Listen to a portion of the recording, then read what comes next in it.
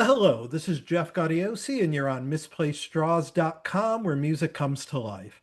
And my guest today is best known as the founding member of my favorite band ever and the inspiration for the name of this site, Marillion. But today he's here to talk about a new project he has with Thorsten Quachening of Tangerine Dream. The band is called Bioscope.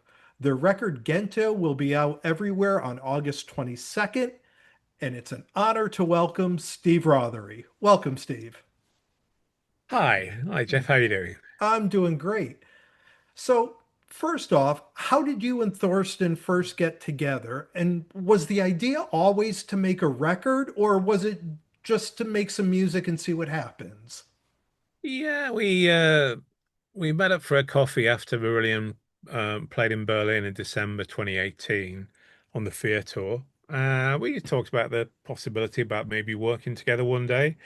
And I arranged to fly to Berlin for a couple of days the following February, and we did a little bit of a session in his studio, which was quite interesting. And then skip forward to March 2020, and he had some solo shows in the UK.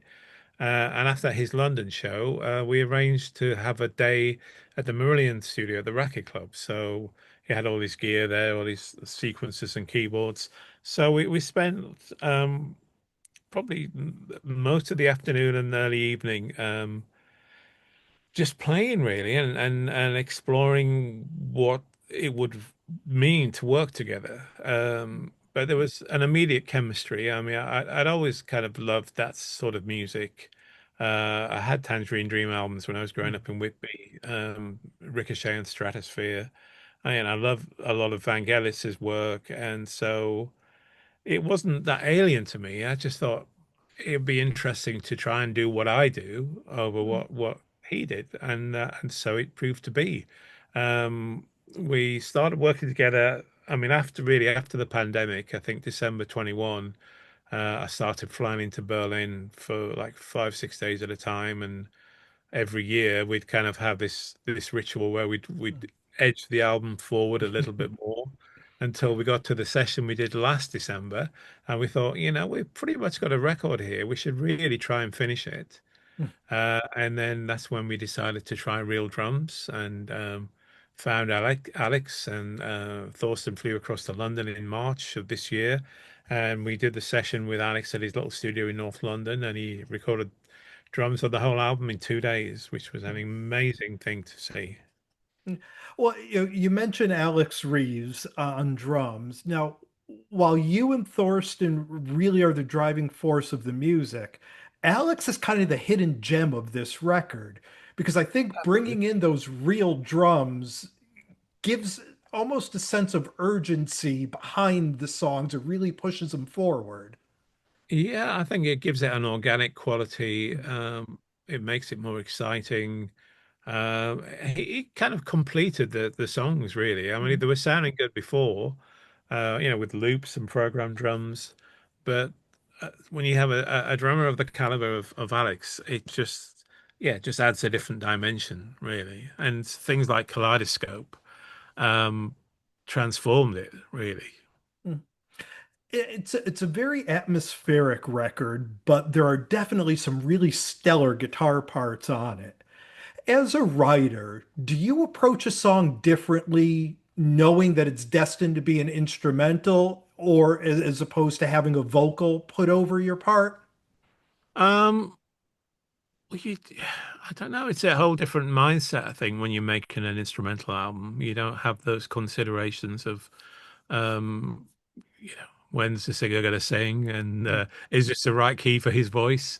You just do what works well musically. And um, I think the way I approach playing and trying to play memorable parts and melodies, that kind of takes the job of a singer in a way, to have those kind of melodic hooks. Um, but it was kind of a musical conversation really between the two of us. We really, loved what each other did, and a lot of mutual respect, no egos, no falling out. It was just a pleasure from beginning to end. And although it took us 5, 6 years, if you add together the time that we spent in the same room together, it's probably only 5 weeks. Yeah. The theme of the record is really moving images, and the fluidity of the music really almost sets up like the soundtrack to a movie that hasn't been made yet. You can That's hear exactly this it. going behind that.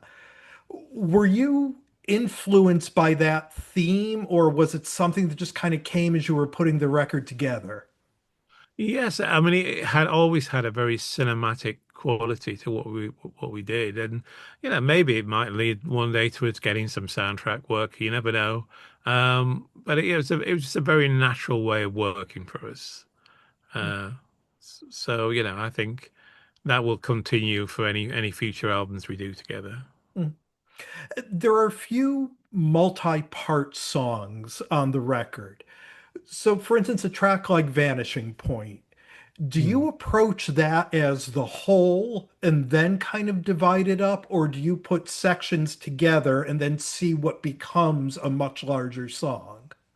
You put sections together because I mean it's a 20-minute track. You Mm. couldn't hold all that in your head without your brain exploding. So yeah, you tend to work in sections, and the songs evolved and the arrangements evolved. Sometimes you cutting sections out or shortening sections. Um, so yeah, the music evolved until it had reached that point where we were happy with it, really. Mm. It- as you're creating this, and we kind of touched on it a little bit, sort of the difference between an instrumental and a vocal part as you're writing. But when you're first putting it together, do you think like, okay, this is something I should work out for Marillion, or this is something that should go toward Bioscope, or this is something that should go in another project altogether? Or is it just kind of what feels right at the moment? Yeah, all this music was born in the moment of improvisation. It's a direct result of the chemistry between the two of us. So there was no idea on the shelf. It was just purely spontaneous creation. Mm. It's such a unique record. I think it's sort of the perfect melding of your two styles and bands, sort of that clean, organic tone of your guitar and that, the Berlin industrial feel that Tangerine Dream has always brought in. You Yeah. mentioned, maybe some soundtrack work in the future. Do you see this collaboration as continuing on past this record? Oh, definitely. Yeah. We will make another record together. I think we've had far too much fun making this one not to. Um, yeah. And the challenge with this, because we didn't have a producer as such, we were both a producer. And there's various things on like a track like Vanishing Point where there's heavily treated guitar to the point where you wouldn't know it was a guitar that was making this particular sound.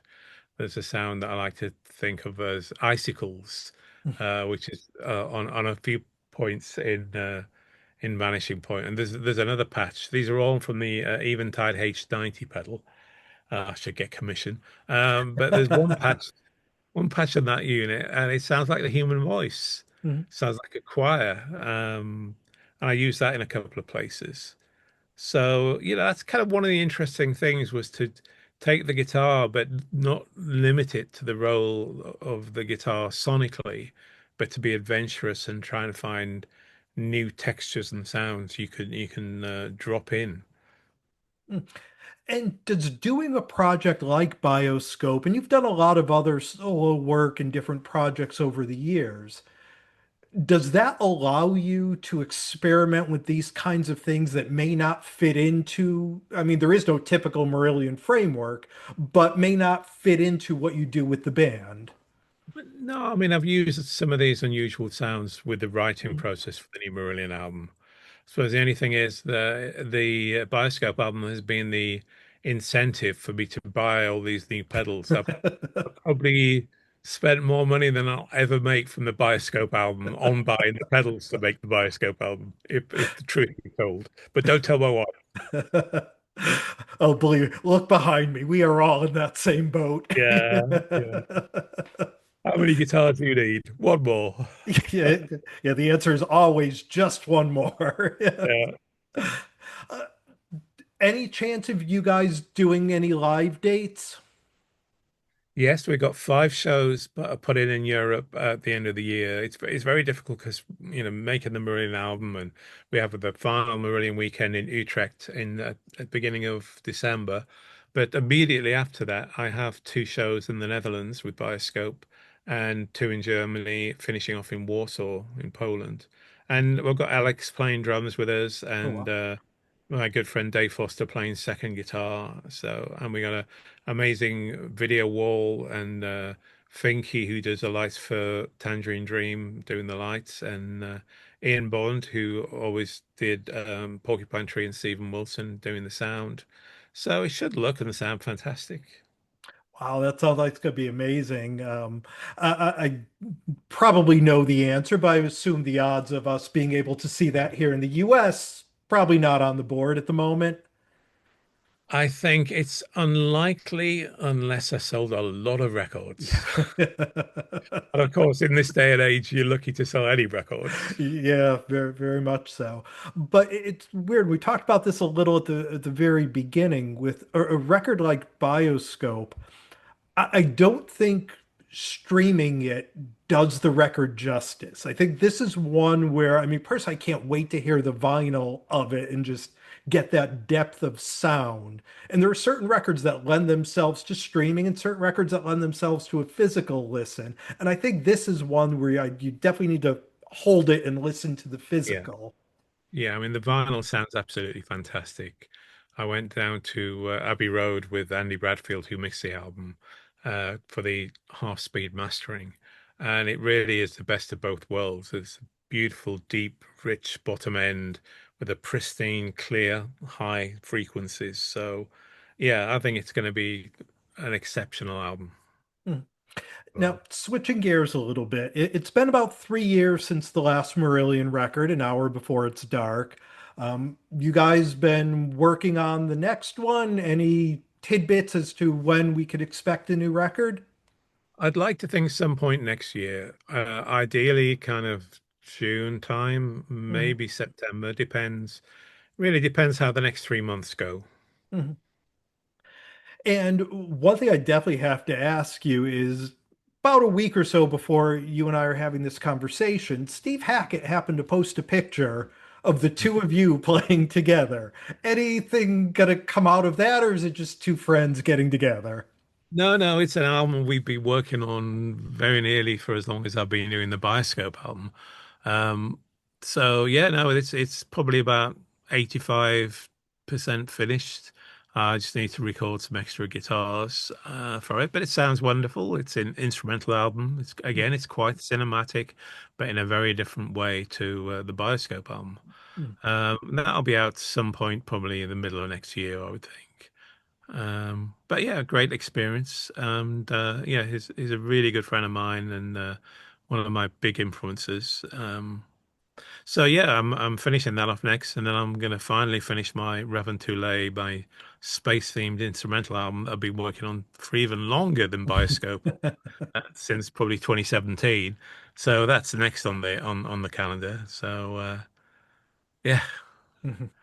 Well, it definitely sounds like we have quite a few new releases to look forward to over the next year or two.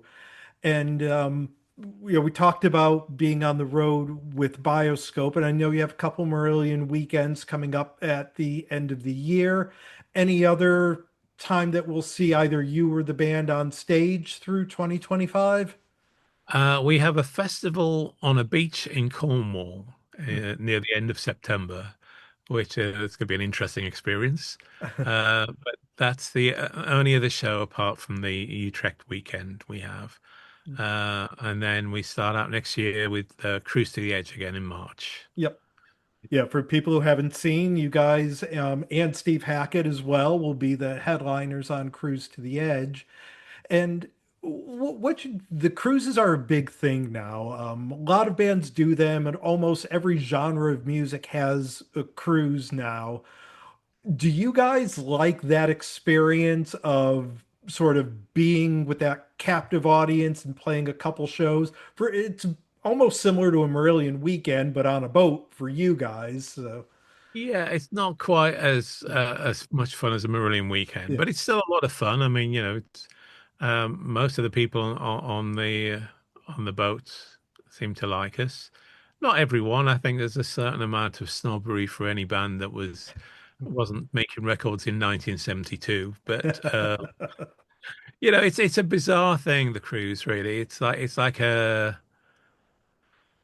Twilight Zone or a time warp where all of a sudden it is still the height of prog in the mid 70s Mm, before punk and new wave arrived. There's lots of tie-dye t-shirts and yeah, mm, it's a funny thing, but it's great. I mm, mean, I love the whole genre of music, but it is unlike anything else. mm. Well, we've been spending some time here with Steve Rothery. The band is called Bioscope. The record Gento is out August 22nd.